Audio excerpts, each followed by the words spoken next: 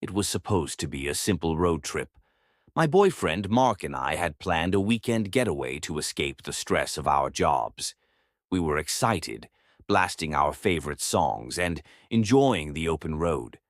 But as the sun began to set, we realized we had missed a crucial turn. Our GPS suggested an alternate route through a small town that neither of us had heard of. We decided to take the detour, eager to get back on track. As we drove into the town, an eerie feeling washed over me. The streets were empty and the buildings looked old and abandoned. There were no cars, no people, just a quiet stillness that felt unnatural. Mark suggested we stop for the night and continue our journey in the morning, hoping to find a motel. We found one at the edge of town, a dilapidated building with a flickering neon sign that read, Motel. Inside, the receptionist, an elderly woman with a vacant stare, handed us a key without saying a word. Our room was musty and cold, but we were too tired to care. We settled in, planning to leave first thing in the morning. That night I had a strange dream. I was walking through the town, but it was bustling with people. They all seemed to know me, greeting me with smiles and waves. But something felt off. Their eyes were empty, and their smiles never reached their eyes. I woke up in a cold sweat, the eerie silence of the town pressing in on me. In the morning we tried to leave, but the road out of town seemed to loop back on itself. No matter which direction we took, we ended up back at the town center. Panic set in as we realized we were trapped. We went back to the motel to ask for help, but the receptionist was gone. The lobby was deserted, just like the rest of the town. We decided to explore, hoping to find someone who could help us. As we walked through the empty streets, we noticed the town's eerie perfection. There was no litter, no signs of decay, but also no signs of life. It was like a ghost town, frozen in time. In the town square, we found an old plaque. It told the story of the town's tragic past. In the 1800s, a fire had swept through, killing nearly all of its inhabitants. The town was rebuilt, but it never regained its former glory. The plaque mentioned a local legend about the spirits of the deceased still haunting the town, trapping anyone who ventured in. Suddenly we heard a child's laughter. We turned to see a little girl standing behind us, dressed in old-fashioned clothes. Her eyes were empty, just like the people in my dream.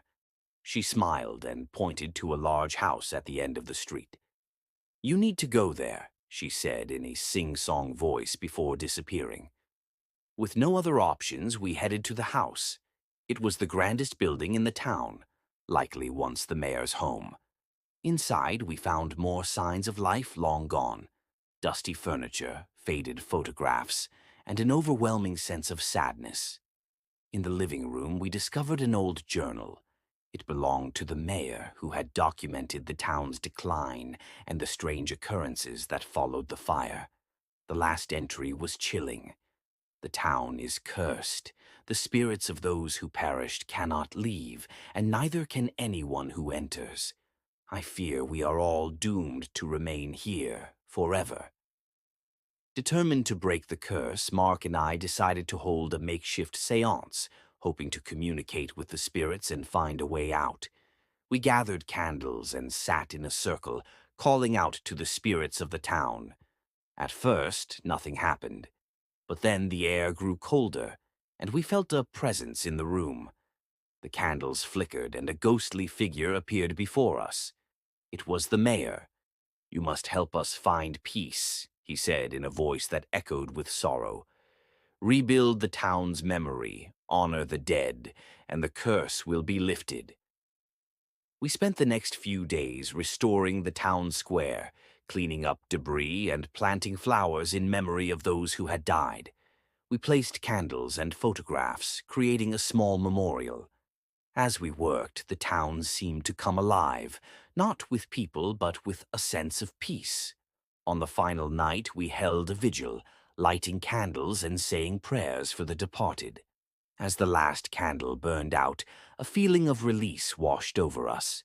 The next morning, the town looked different. It was still old and abandoned, but the oppressive atmosphere was gone.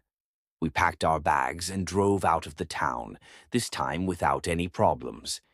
As we left, I glanced back and saw the little girl standing at the edge of the town, waving. Her eyes were no longer empty, and her smile was genuine. We had freed the spirits, and in doing so, freed ourselves. The experience left us shaken but grateful. We continued our road trip, but the memory of that haunted town stayed with us. We never spoke of it to anyone, not wanting to relive the fear. But sometimes, when the night is quiet and the air is still, I think about the spirits we helped and the town that time forgot.